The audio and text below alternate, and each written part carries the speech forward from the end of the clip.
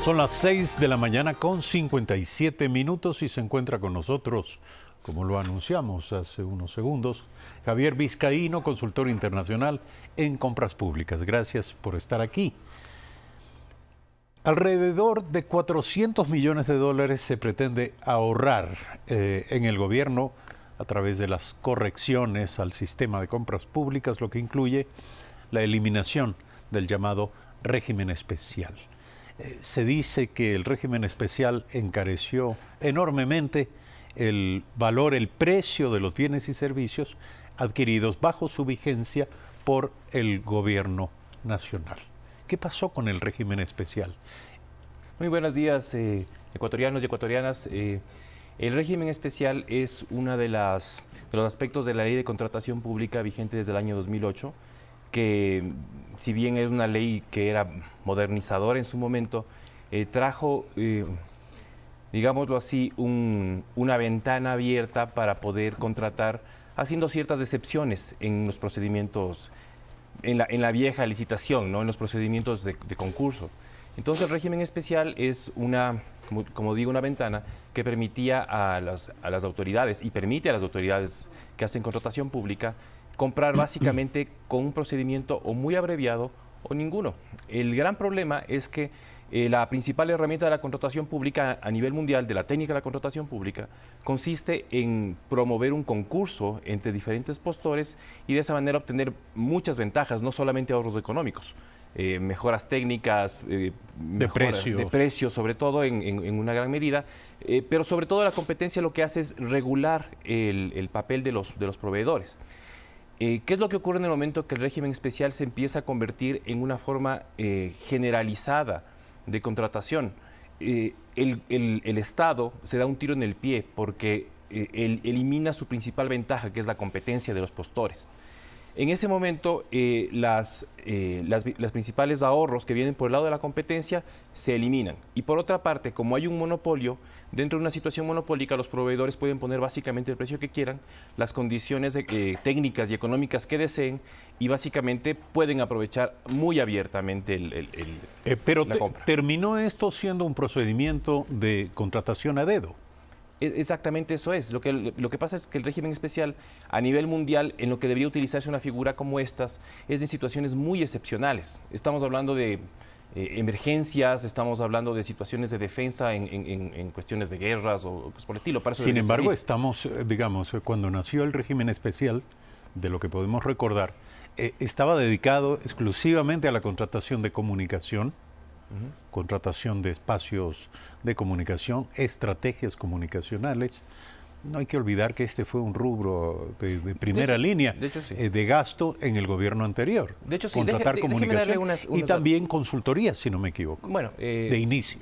No, desde el inicio hubo son varios rubros, aproximadamente 10 rubros. Los más importantes son, como usted lo ha dicho, la contratación de comunicación social. Una gran cantidad de compras de régimen especial fue para temas de comunicación social. Realmente sin justificación, porque igualmente se puede hacer concurso para ese tipo de temas. Pero déjeme decirle otras. Por ejemplo, la contratación de empresas del mismo sector público. Es decir, para contratar, la contratación interadministrativa, que se llama, para contratar con otra empresa del sector público, no hacía falta tener ningún tipo de concurso. ¿Cómo se puede desviar esto? ¿No es cierto? Se desvía de la siguiente manera. Si una empresa privada se asocia con una empresa del sector público, ya es automáticamente contratación interadministrativa. Y el riesgo existe en que por esa vía, empresas que pretenden evitar el proceso de contratación simplemente se asociaban con empresas públicas y básicamente lo hacían, tenían completamente abierta el arca. ¿Cuánto tiempo de vigencia tuvo el régimen especial? Desde el inicio de la ley de contratación pública, desde 2008 hasta la presente fecha. Hemos calculado, bueno, son datos del CERCOP mismo, que alrededor del 50% o más del monto total de contratación pública de un año en particular de estos 10 años fueron por régimen especial. ¿Qué significa eso? Significa que un monto que actualmente, porque ha bajado bastante, que actualmente bordea entre el 6% del PIB y el 20% del presupuesto general del Estado, se hacía sin concurso y además legalmente. Y no solamente sin concurso, sino sin controles. porque si bien existe una legislación de tipo más bien secundario que obliga a publicar los contratos de régimen especial en el portal, en la práctica no hay tal obligación, porque simplemente se contrataba y luego había que publicar. Y si no se publicaba, igual ya estaba contratado, no pasaba nada. Entonces, típicamente aquí vamos a encontrar, en régimen especial, vamos a encontrar los contratos más importantes de la contratación pública del Ecuador. Las grandes obras, represas. Todo a dedo. Sí, básicamente todo a dedo porque no había necesidad de hacer un concurso. Y como no había necesidad de hacer un concurso, se estaba ante un monopolio. Y un monopolio es la famosa arca abierta de la que habla el refrán, ¿no? Ahora, se ha llegado a hablar de 18.000 millones de dólares. Ese es el dato que divulgó el CERCOP. Sí, ese dato es correcto, pero más allá de eso, no solamente es lo que se pudo haber gastado, sino lo que no se debió haber comprado siquiera.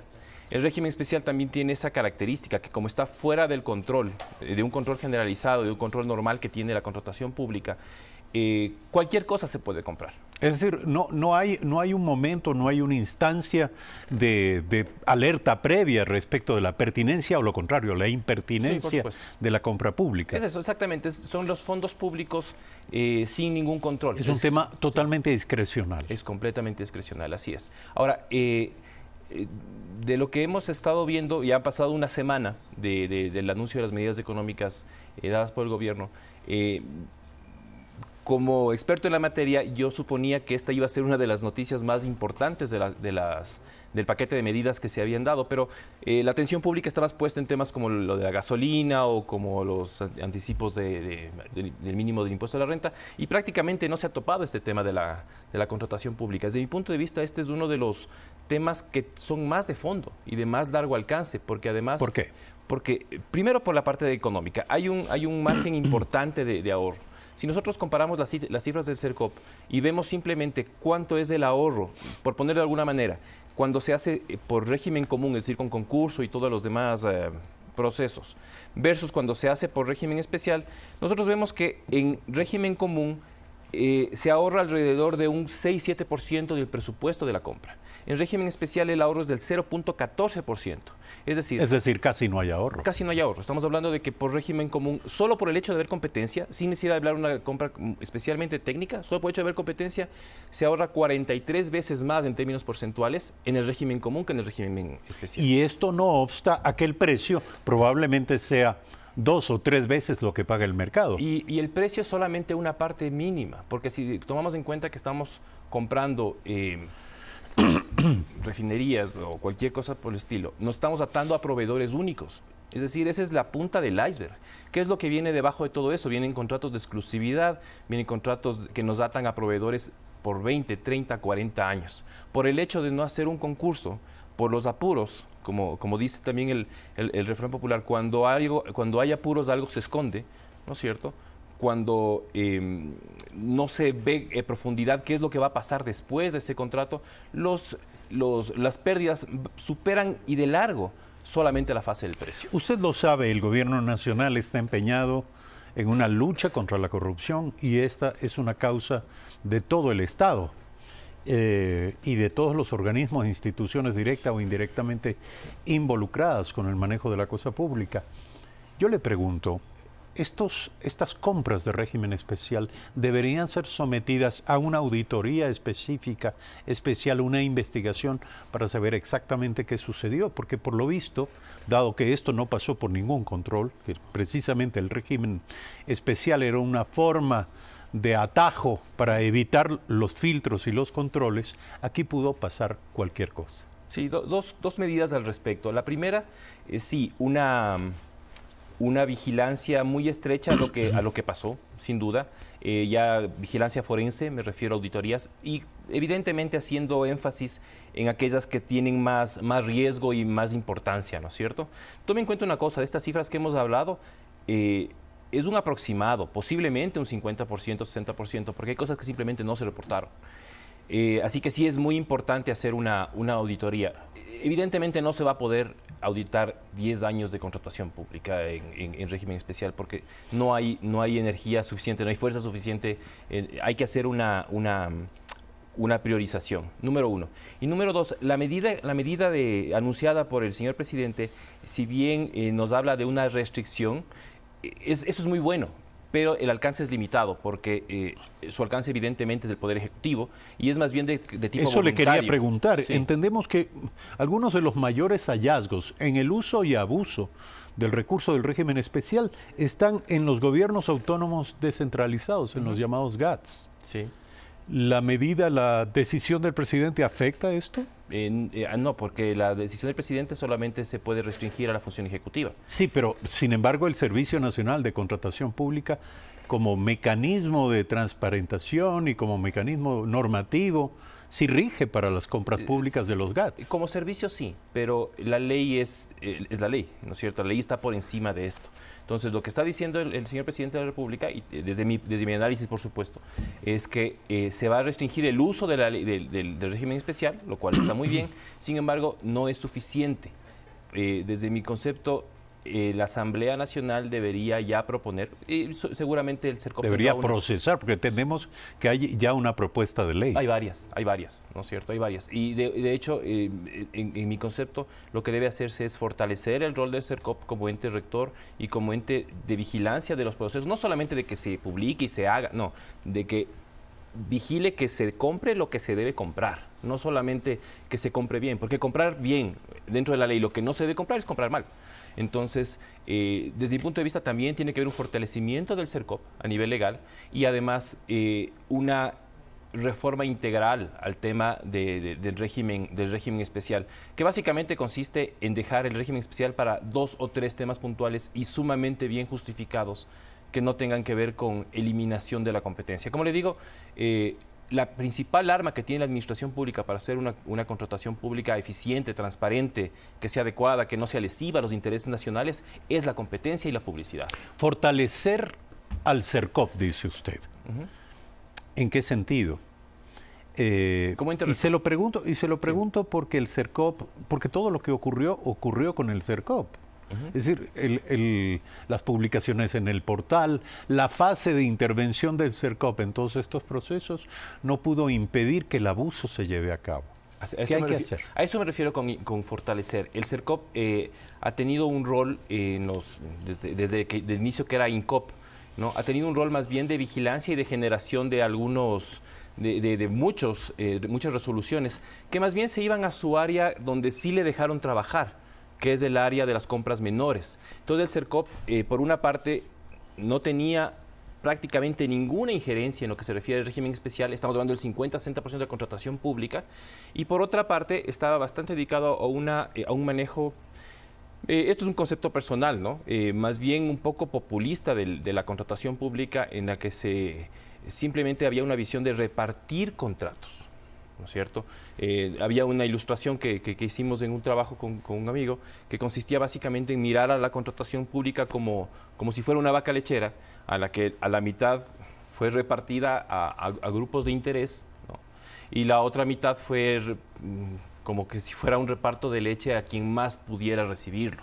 Hablando de grupos de interés, la propia ley de contratación pública y la propia existencia del CERCOP no impidió la existencia de monopolios, a través sobre todo de estos catálogos de compras. Explíquenos, por favor, a nosotros, a quienes no entendemos cómo funciona esto, explíquenos cómo fue posible que se constituyan esta lista exclusiva de proveedores únicos, aquellos que definitivamente no pasaban por la competencia porque ya tenían un puesto ganado, eran los sembrados en la provisión de bienes y servicios para el Estado.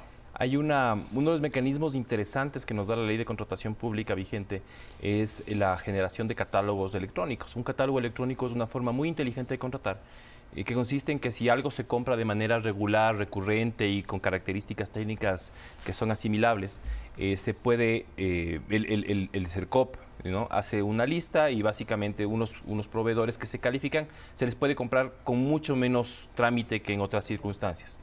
Sin embargo, a la final, esto acabó siendo oportunidad para que haya catálogos con proveedores únicos o con productos únicos, e inclusive con compradores únicos. Yo le quiero preguntar, ¿cómo una cosa devino en la otra? Porque que haya catálogos es comprensible, pero esos catálogos debían ser utilizados para un concurso abierto en el que haya distintos oferentes e incluso que haya circulación dinámica de estos oferentes. Desaparece uno, aparece otro y todo esto beneficia al Estado como comprador.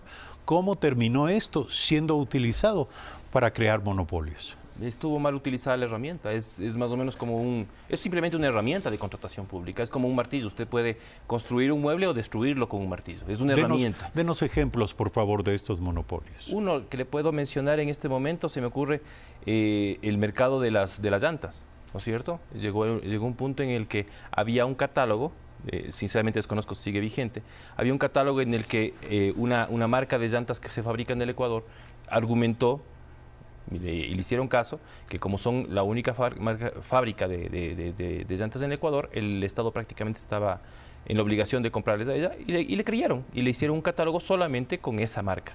Entonces el Estado compraba solamente una marca de llantas, con el pretexto, o con el motivo, mejor dicho, de que son hechas en el Ecuador.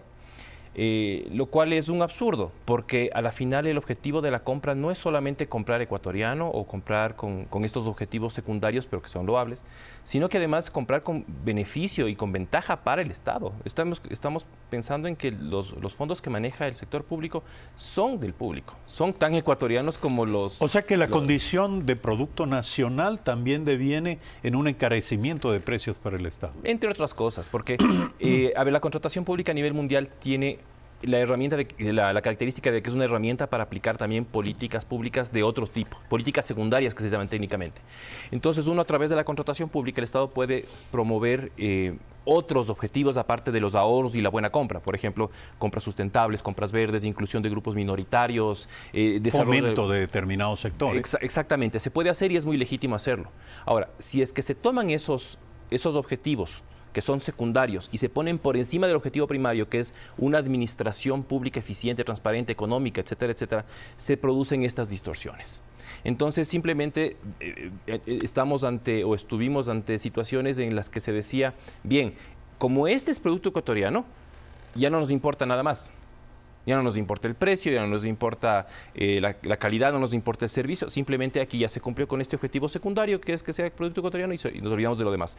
No es por eso que no estoy diciendo por eso que debamos olvidarnos de la importancia de comprar productos nacionales y de su importancia dentro del proceso de formación de capital interno. A lo que me estoy refiriendo es que primero el sistema de contratación pública tiene que fijarse en su objetivo principal, que es asegurarse que se compre lo que se tiene que comprar, que no se compre lo que no se tiene que comprar y que lo que se compre sea en condiciones provechosas para el sector público. Eso es lo más importante. Los intereses de los proveedores son importantes, pero siempre vienen después.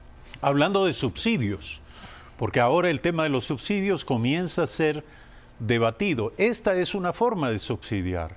Esto de declarar condición o calidad de proveedor único a una determinada línea de negocio, a una determinada empresa u oferta. Monopolio. Es una forma de subsidiarles. Y esto también será materia de entrevistas en este programa.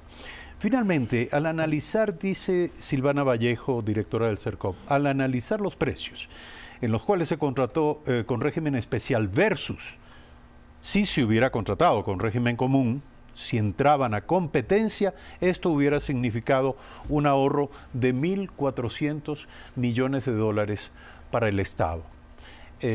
Cabe creer que desde el momento en que el presidente de la República pone fin a este procedimiento de compra y tomando en cuenta que hacia final del año hay un pico de adquisiciones, octubre, noviembre y diciembre son meses en donde se incrementa la compra pública. Usted nos explicará la razón. ¿Por qué hacia fines de año se aceleran las compras públicas, se incrementan los presupuestos y se cierran más contratos que en el resto del año? Pero la pregunta es, ¿se impedirá precisamente en esta etapa, en este último trimestre o cuatrimestre del año, se impedirá que se reitere en este mecanismo o en esta forma inconveniente para los intereses del Estado? Excelente pregunta, porque ese efecto posiblemente no se estaba esperando, ¿no es cierto? ¿Qué es lo que ocurre con este pico que suele ocurrir al final? Eso no es algo exclusivo del Ecuador. He tenido la ventaja de poder trabajar en muchos países y he visto que ocurre en muchísimos países. ¿Por qué ocurre eso? porque hay un ciclo del presupuesto público. Alrededor del mes de abril, que es cuando se empiezan a hacer las recaudaciones de impuesto a la renta, es cuando empieza a tener más liquidez del Estado y es cuando empiezan a moverse más las ruedas de la administración pública. Al final del año, después de pasado vacaciones, etcétera, etcétera, las administraciones públicas empiezan a acelerar su trabajo porque tienen que gastar el dinero, porque tenemos una lógica un poco perversa que dice que el dinero que no se gasta te quitan del presupuesto. Entonces empezamos a acelerar el trabajo. Lo cual seguramente influye en la calidad del gasto. Sí, termina claro, siendo, hay que comprar rápido, al apuro. Sí. No importa si bien o mal. No importa tanto si bien o mal, pero rápido. Exactamente, porque además, como cualquier cosa, hacer las cosas al apuro en compras públicas implica un riesgo de hacerlo mal, ¿no? Esa es la razón por la que suele incrementarse al final del año la ejecución presupuestaria. Pero además de eso, yo creo que sí cae por sorpresa a varios planes esta eliminación del régimen especial, porque no es extraño que muchos planes de contratación empiecen por eso. Bueno, ¿cómo conseguimos el régimen especial? ¿Cómo evitamos el concurso? ¿Cómo nos aseguramos que nos den a nosotros a dedo la contratación? Eso no cambia automáticamente con un cambio de gobierno. Eso está dentro de la cultura de la administración pública, no solo ecuatoriana, en América Latina. Al proveedor no le gusta competir, es decir, su juego es a no competir. No, claro. ¿No? Entonces, estoy seguro que habrá cambiado los planes de muchas personas, de muchas empresas e instituciones públicas de esta situación. Bueno, pero ajustarse los cinturones, a contratar bien y sobre todo, y yo creo que eso es algo muy de fondo, creo que hay un papel muy importante de la Asamblea Nacional que tiene que generar una reforma para que el régimen especial quede realmente como régimen de carácter especial, excepcional, en casos de mucha emergencia donde la oportunidad, la competencia, sería lesiva para algún interés. Prácticamente un caso de emergencia es el único en el que se me puede ocurrir donde se pueda justificar de manera generalizada esto. Gracias, Javier Vizcaíno, consultor internacional en compras públicas. Le hemos dedicado una buena porción de nuestro tiempo a este tema y bien lo vale. 7 de la mañana, 20 minutos. Regresamos en un instante y estaremos hablando de subsidios con Osvaldo Landázuri, analista económico, y Pedro Romero, director de la Maestría de Economía en la Universidad San Francisco. Ya volvemos.